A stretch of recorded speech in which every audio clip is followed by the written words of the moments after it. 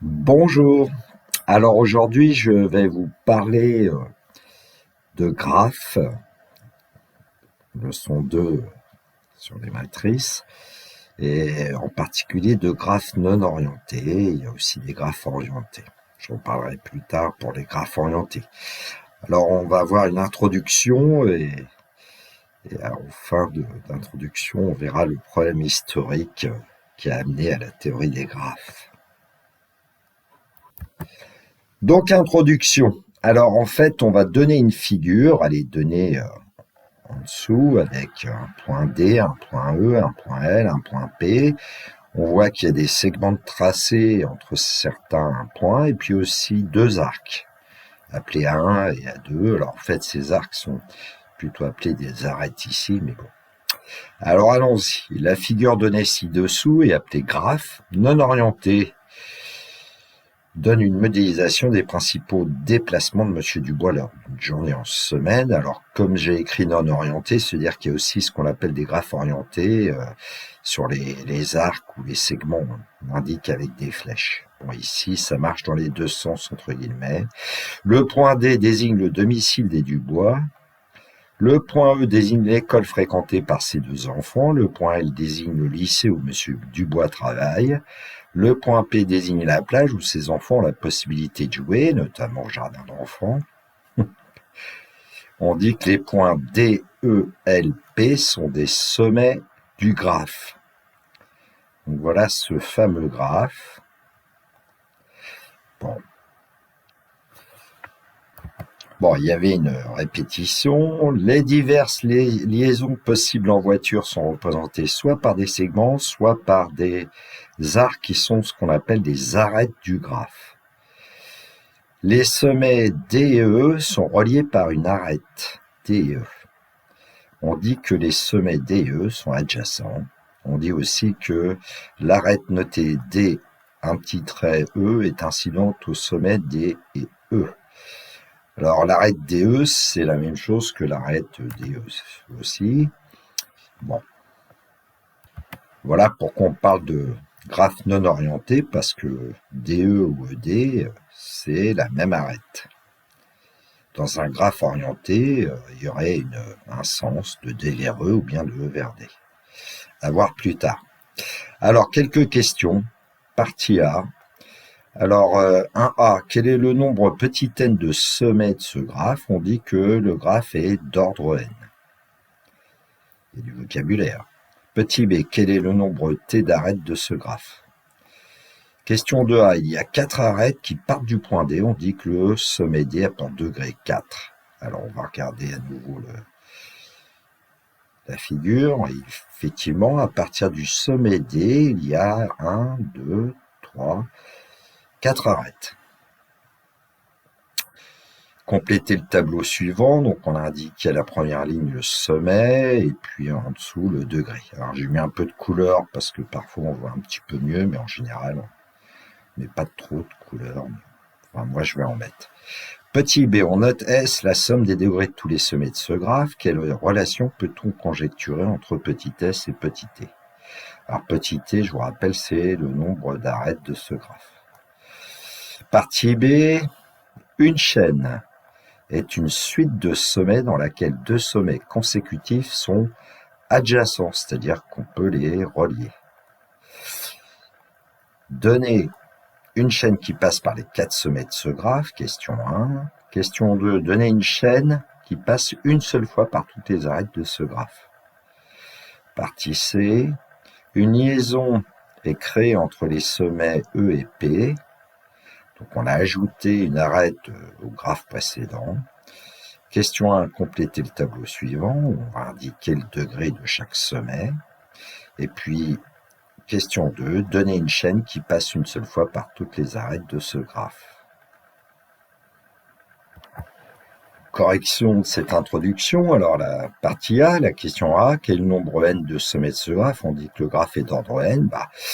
Il y a 4 sommets.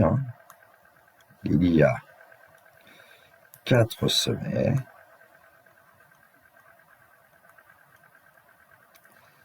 On va même les préciser, qui sont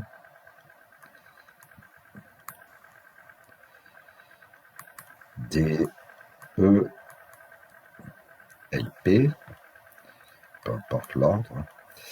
Et donc le graphe, c'est un graphe d'ordre n égale ce graphe est d'ordre n égale 4.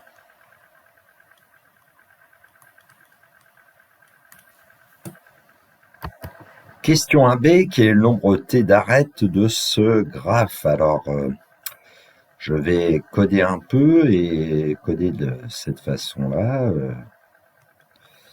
Je vais dire qu'entre D et E, il y a une arête que je vais appeler A3. Entre E et L, une arête que je vais appeler A4. Alors, je me suis aperçu que j'avais pas pris le bon graphe, donc je vais recommencer. Donc ici, on a A3, l'arête entre D et E. Entre E et L, on a une arête que je vais appeler A4. Entre L et P, il y a une arête que je vais appeler A5. Et puis entre P et D, il y a une arête que je vais appeler A6. Peu importe la couleur. Et donc, on s'aperçoit qu'ici, on a 6 arêtes. Petit t est égal à 6.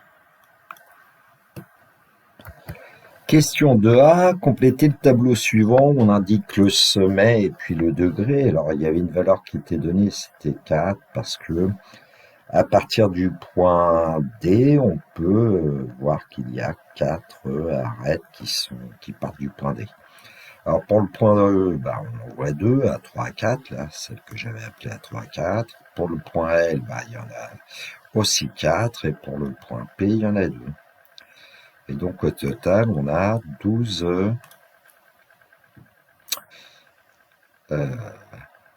qui est la somme des degrés des 4 sommets de ce graphe.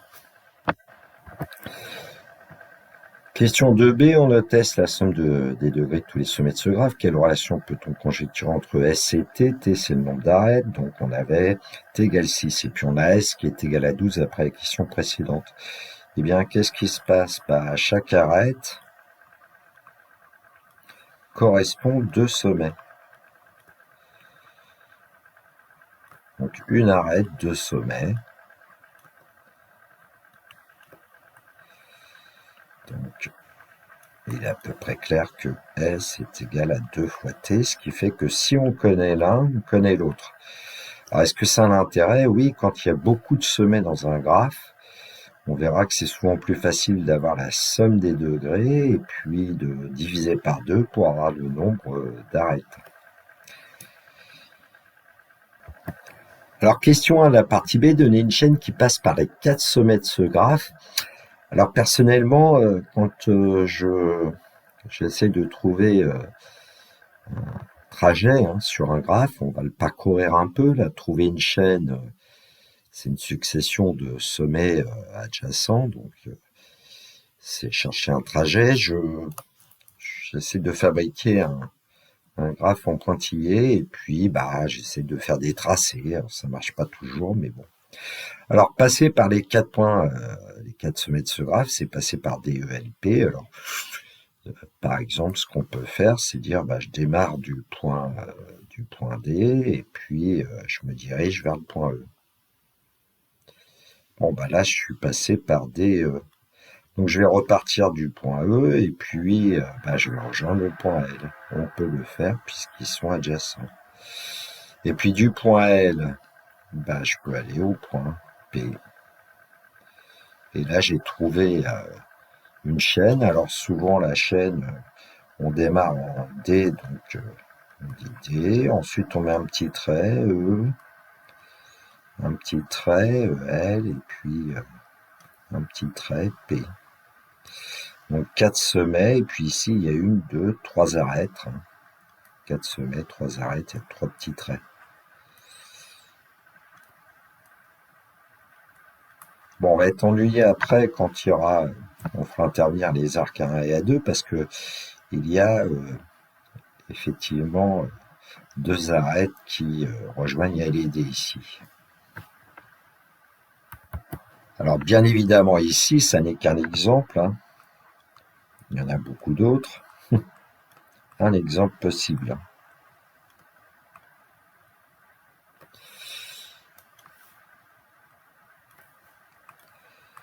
parmi d'autres.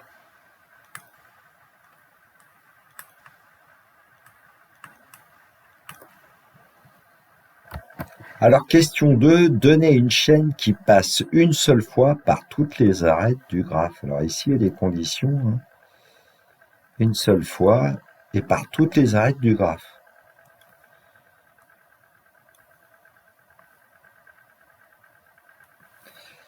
Bon, alors il faut parfois faire un certain nombre d'essais, hein. Donc là, j'ai repris mon graphe en pointillé, c'est un peu plus facile pour travailler. Alors, on peut toujours essayer par exemple de partir du point D. Et puis ici, ce que je vais faire, c'est que je vais commencer par un 1. On peut faire autrement, hein. On arrive en L. Donc, je peux toujours dire que de D, je suis passé en L, mais par l'arc A1. Ensuite, par exemple, je peux revenir en D, par l'arc A2.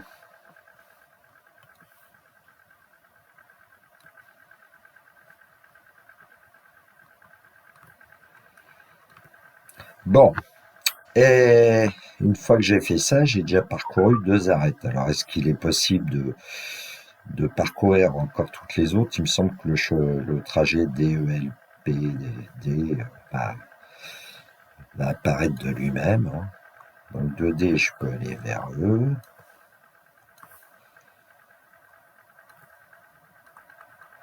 Ensuite de E, je vais aller en L. Ensuite de L, je vais aller en P. Et puis de P, je vais revenir en D. Et donc ici, j'ai même une chaîne qui part d'un point D et qui revient au point D. Alors c'est un nom, ce genre de choses. Ça s'appelle une chaîne eulérienne, en hommage à Euler, et même un cycle, parce qu'on part d'un point et on revient au même point, donc ça s'appelle un cycle eulérien. Alors évidemment, c'est toujours un exemple parmi d'autres, hein.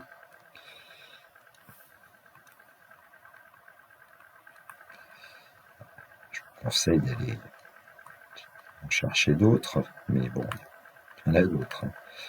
On peut partir ici n'importe quelle semaine notamment. Bon, c'est pas toujours le cas.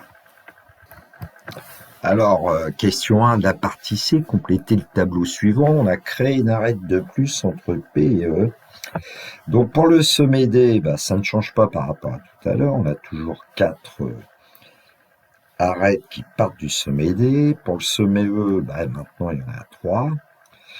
Pour le sommet L, toujours 1, 2, 3, 4 arêtes qui partent de L. Et puis à partir du point P, du sommet P, il y a 3 arêtes qui partent du point P. Au total, on va trouver 14. Et donc ça veut dire que ce graphe comporte d'ailleurs 7 arêtes. 14 divisé par 2.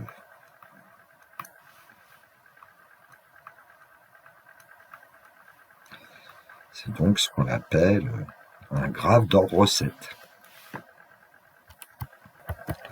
Question 2, donner une chaîne qui passe une seule fois par toutes les arêtes de ce graphe. Alors, on va essayer en partant par exemple du point D, on n'y arrivera pas. En partant du point L, on n'y arrivera pas. En fait, l'air a montré qu'il fallait absolument partir ici d'un point de degrés impairs. Alors, j'aurais peut-être pu rappeler d'ailleurs les degrés de chaque sommet, hein. Ici, le point P a pour degré 3, le point D a pour degré 4, le point E a pour degré 3 et le point L a pour degré 4.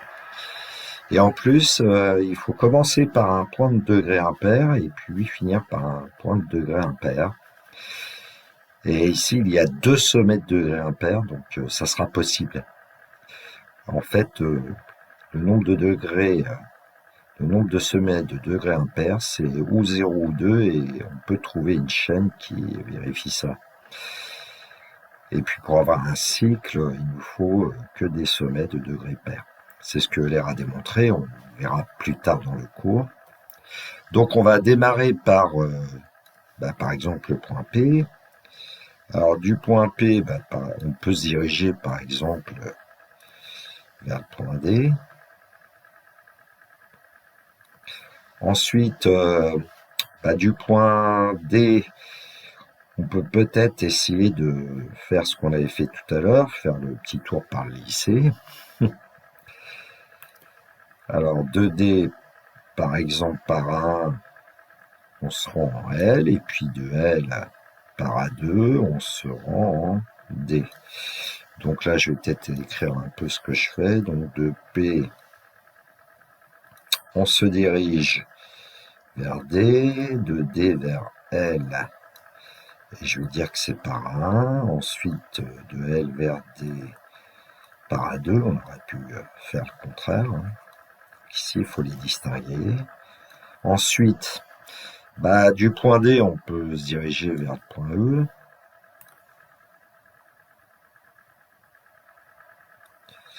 Après, du point E vers le point L. Du point L vers le point P. Et du point P vers le point E. Alors, ce que j'aurais dû faire, c'est noter au fur et à mesure, parce que sinon, on peut très bien un peu oublier ce qu'on a fait. Bon, ici, ça va à peu près, parce que c'est pas trop difficile. E, L, P, et enfin E. Alors, on savait qu'il y avait 7 arêtes. 1, 2, 3, 4, 5, 6, 7. Comme ça, on vérifie. Un nombre de traits, il y a bien 7 arêtes. Et on a parcouru une seule fois toutes les arêtes de ce graphe. Merci, monsieur Euler, grand mathématicien suisse. Alors, encore une fois, c'est un exemple parmi d'autres. Alors, on va essayer d'en trouver une autre chaîne. Allez, partons du point E, et puis par exemple, on peut se diriger de E vers L. Voilà, E, L. Ensuite, on peut par exemple rejoindre le point D par l'arc A1.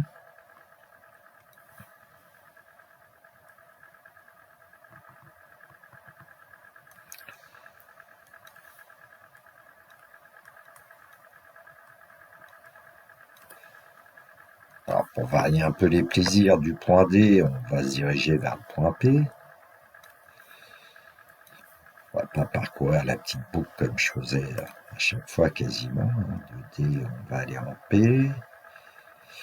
Ensuite, de P, on va aller en L. On ne peut plus revenir en arrière. On doit parcourir une seule fois les arêtes du graphe. Donc, de P, on va aller en L.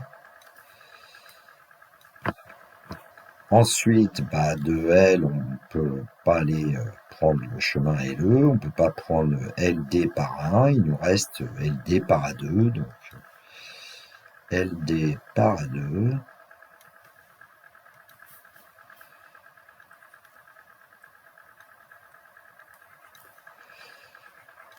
Et pour finir, on a de D vers E.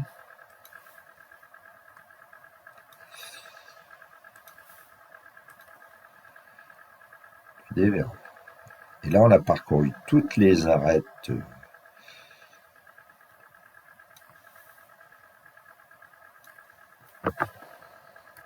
sauf une. Et donc, la dernière qui nous reste, c'est celle qui, de E, revient ici en P. Alors, est-ce qu'on a bien 1, 2, 3, 4, 5, 6, 7 arêtes? Oui, et puis chaque arête est unique, entre guillemets, on passe une seule fois par chaque arête. Bon. Alors, je vais vous faire un petit complément que j'ai pas mis dans le pli copié pour dire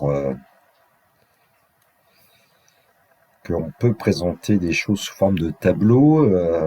Alors, est-ce qu'il y a une liaison entre le point D et le point D? Il n'y en a pas, donc on va mettre 0. Donc de D vers D, il n'y en a pas. De D vers E, eh bien, il y en a une. De D vers L, eh bien, il y en a deux. De D vers P, il y en a une. Et en fait, une fois qu'on a les nombres 0, 1, 2, 1, ici, comme le graphe n'est pas orienté, on aura les mêmes en fait, en colonne.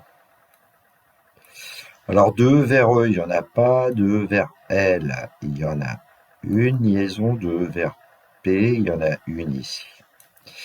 Ensuite, de L vers D, bon, j'ai dit qu'il y en avait deux. De L vers E, il y en a une. De L vers L, il n'y en a pas. Et de L vers P, il y en a une. Bon, et le dernier, de P vers E, il y en a une. De P vers L, il y en a une. Et puis de P vers P, il n'y en a pas. Et bien, à partir de ces données, on fabrique une matrice que je vais appeler M. Ça s'appelle la matrice d'adjacence du graphe, puisqu'elle représente les sommets adjacents. Donc ici, c'est une matrice carrée, avec 4 lignes, 4 colonnes. Et cette matrice, elle va avoir ici une particularité.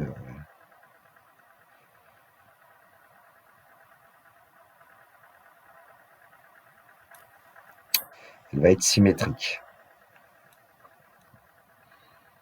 Alors il y a des zéros parce que ici, un sommet ne peut pas être joint avec lui-même. Donc voilà une matrice d'adjacence. Alors je voudrais faire quelques petites remarques. Je vais fabriquer une petite colonne totale. On peut fabriquer aussi une ligne totale.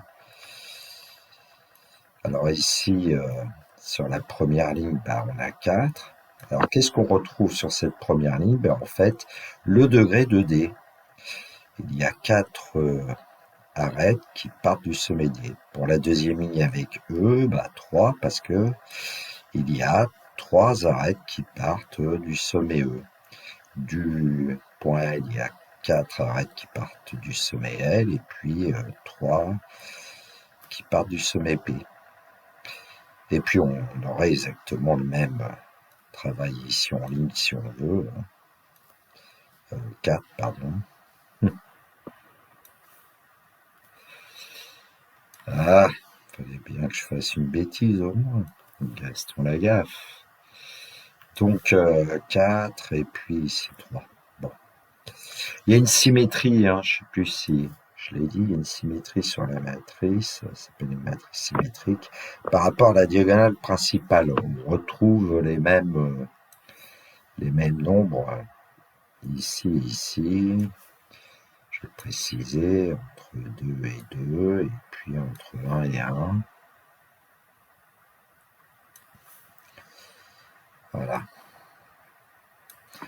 La première ligne et la première colonne sont identiques, la deuxième ligne et la deuxième colonne sont identiques, la troisième ligne et la troisième colonne identiques, la quatrième ligne et la quatrième colonne identiques. Bon, alors qu'est-ce qu'on peut faire aussi comme remarque? C'est que si vous ajoutez tous les termes de la matrice, 4 plus 3 plus 4 plus 3, forcément vous aurez 12, 12, 7, 14, et puis vous aurez le double du nombre d'arêtes. Et donc vous aurez la somme de tous les degrés, évidemment. Écrire autrement, la somme ici, voilà, 12. Bon, en général, on ne donne que le tableau que j'ai écrit en blanc pour avoir la matrice d'adjacence du graphe et la matrice d'adjacence de ce graphe.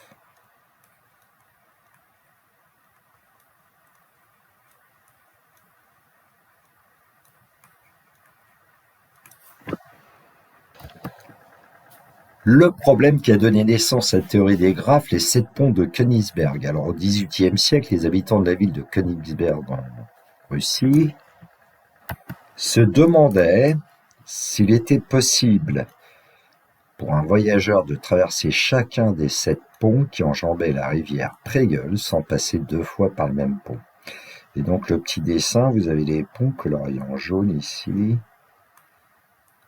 Il y en a bien 7, et puis les différents quartiers de la ville, certainement, que j'ai noté A, B, C, D. Et effectivement, on peut essayer de constituer un graphe de sommets A, B, C, D et de créer les liaisons représentées par les ponts.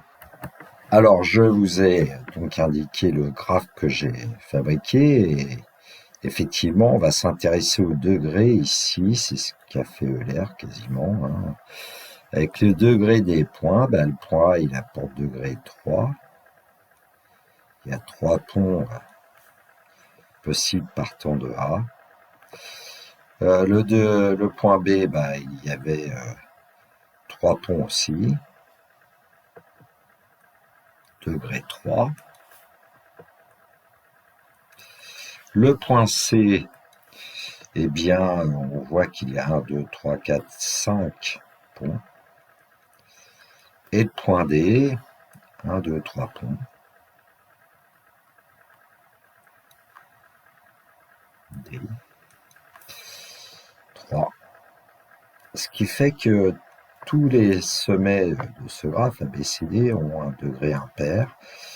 Et comme Euler avait démontré que pour avoir une chaîne qui passe une seule fois par toutes les arêtes d'un graphe, il fallait absolument avoir ou 0 ou 2 sommets de degré impair.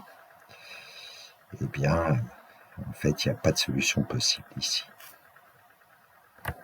Voilà, cette vidéo est terminée pour moi. Il me reste à vous souhaiter une très belle journée. Surtout, prenez bien soin de vous. Que la force soit avec tous ceux qui étudient. Au revoir.